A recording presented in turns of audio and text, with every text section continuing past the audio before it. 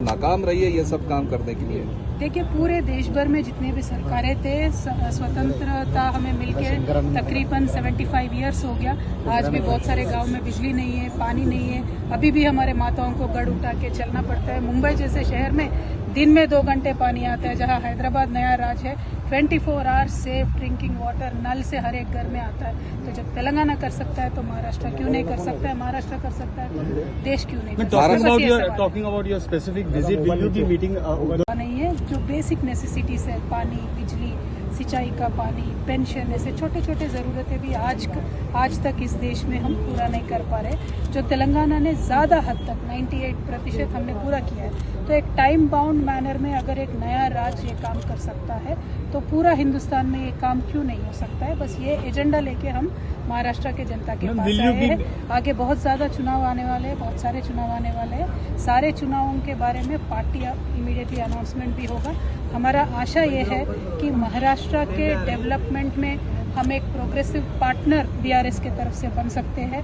महाराष्ट्र के जनता के सेवा में अगर हम शामिल हो सकते हैं, अगर महाराष्ट्र के जनता हमें इस काबिल समझे तो हम अपने आप को सौभाग्यवान समझते हैं। क्योंकि महाराष्ट्र की पावन धरती से जिस तरीके का स्फूर्ति मिलता है, जिस तरीके से अंबेडकर को तेलंगाना में लोग चाहते हैं, जिस तरीके से बाबा फुले का हर एक ऑलमोस्ट गांव में जैसा स्टैचू रहता है, जिस तरीके से साहू महाराज ने रिजर्वेशन उस जमाने में दिया था 1800s में, उसके बारे में जिस तरीके से डिस्कशन होता है तेलंगाना में, और जिस तरीके से हम यहाँ खड़े हैं, शिवाजी की मूर्ति जो स्फूर्ति हमें देती है, इसी स्फूर्ति से हम लोगों के लिए काम करने के लिए आए हैं। जिस तरीके से टाइम बाउंड मैनर में तेलंगाना में काम हुआ है, हम मानते हैं, हमें पूरा विश्वास है देश भर में ये हो सकता है। परिवार के साथ, हमारे नेता के साथ बहुत गहरे संबंध है। शरद पवार जी के प्रति हमारे बहुत अच्छे रिस्पेक्ट है, क्योंकि तेलंगाना के मूवमेंट के समय से वो तेलंगाना तक आके हमें सपोर्ट किया था उन्होंने।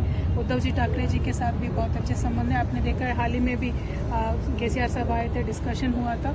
मैं तो आज एक वैसे टीवी चैनल के प्रोग्राम के लिए आई हूँ जो नेशनल इलेक्शन के डिस्कशन पे आई हूँ, लेकिन यहाँ बीआरएस का यूनिट हमने नांदेड़ से शुरू किया था। तो जितने भी लोग बीआरएस के साथ हैं, और वैसे तो कमेटी अभी बना नहीं है, तो साथ है, उन सब से भी मिलने का अच्छा अवसर है, इसीलिए मुलाकात। एक सवाल और है मैम, थर्ड फ्रंट को लेकर किस तरह से काम हो रहा है मैम? कहीं ना कहीं जिस तरह से केसीआर जी भी हैं, वो भी उसके सहयोग में है कि कहीं ना कहीं एक थर्ड फ्रंट बनाया जाए बीजेपी के अगेंस्ट, उसको लेकर किस तरह से काम होगा? देखिए, आज मैं ये मान के चलती हूँ, देश में एक ही फ्रंट है बीजेपी, दूसरा फ्रंट कांग्रेस बिल्कुल खाली है। वहाँ टेंट नहीं है, फ्रंट नहीं है, कुछ भी नहीं है। तो जो भी अल्टरनेट बनेगा वही दूसरा होगा, जो भी अल्टरनेट बनेगा वही कल बीजेपी को एक अच्छे से मुकाबला देने वाला एक कोएलिशन होगा। तो हम ये मान के चलते हैं केसीआर साहब यही एफर्ट में लगे हुए हैं पिछले 2-3 साल से। हर एक जब भी मौका मिलता है, हर एक राज्य से मुख्यमंत्री से मिलते हैं, वो जो जितने भी रीजनल पार्टी से रीजनल ताकतें हैं उनको साथ लेके चलने के लिए केसीआर साहब ने एक सीरियस एफर्ट किया।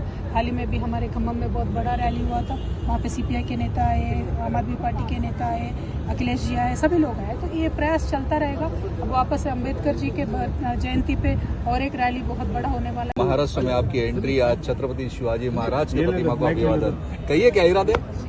देखिए, टीआरएस पार्टी जो हमारे नेता केसीआर साहब ने 2001 में शुरू किया था, वो तेलंगाना राज्य को अलग राज्य गठित करने के एक लक्ष्य लेके शुरू हुआ था। उसके बाद तेलंगाना का अलग राज्य हो गया। फिर तेलंगाना राज्य में जो पिछले 8-9 साल से जिस तरीके के डेवलपमेंट हो रही है, इसके तो देश भर में चर्चा हो रहा है। महाराष्ट्र में सबसे ज़्यादा चर्चा होता है, क्योंकि महाराष्ट्र का तेलंगाना का एक रोटी बेटी का संबंध होता है। हमारा बहुत 1000 किलोमीटर से ज़्यादा बड़ा बॉर्डर है महाराष्ट्र से, और जिस तरीके से तेलंगाना में विकास हो रहा है, उस तरीके से महाराष्ट्र की जनता भी हमें लगातार विनतियाँ करती आई है कि आप महाराष्ट्र में भी आइए, आप हमारे लिए काम करिए। इस तरीके से बहुत सारे डिमांड अभी नहीं, 2014 इलेक्शन से शुरू होकर आ रहे थे कंटिन्यूसली, क्योंकि विदर्भ से लग के रहता है और विदर्भ भी एक सेपरेट राज्य होना चाहता था। तो they are inspired by the leadership of honourable KCR garu. अभी आने वाले दिनों में बहुत सारे इलेक्शन सर पे है। महाराष्ट्र में कॉरपोरेशन के चुनाव है, उसके बाद में असेंबली हो सकती है और पार्लियामेंट इलेक्शन भी है। क्या ब्लूप्रिंट लेकर आप आए हो और कौन से इलेक्शन आप सामने रखते हो?